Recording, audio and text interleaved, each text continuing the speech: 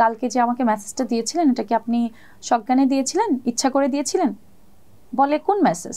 আমি বললাম যে রাতের বেলা যেটা দিয়েছিলেন।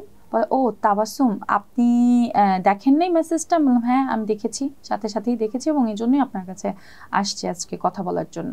তো স্যার আপনি আমাকে যেরকম মেয়ে ভেবেছেন আমি কিন্তু ওরকম না, এবং আমার ফ্যামিলি ব্যাকগ্রাউন্ড কিন্তু ভালো, এবং এটা যদি আমার হাজবেন্ড জানে, আমি আমার হাজবেন্ড যে জানে সেটা আমি আবার ওনাকে বলি নাই। তো যেহেতু কর্পোরেট সেক্টর, পার্সোনাল লাইফগুলো পার্সোনাল হাইড করা উচিত, তো আমি আমার হাজবেন্ডের কথা বললাম না, আমি ওনাকে বললাম যে দেখেন আমার আসলে এই জবটা যে করতেই হবে তেমন কোনো কথা নাই। ইভেন যেখানে আমার মনে হয় আমি জব করবো না, আমি সাথে সাথে ছেড়ে দিই, আপনি যদি আমাকে আজকে বলেন আমি আজকে চলে যেতে পারবো।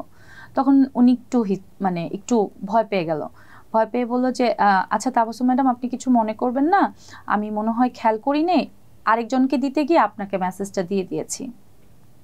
তখন এই কথাটা বলে উনি কাটিয়ে দিল।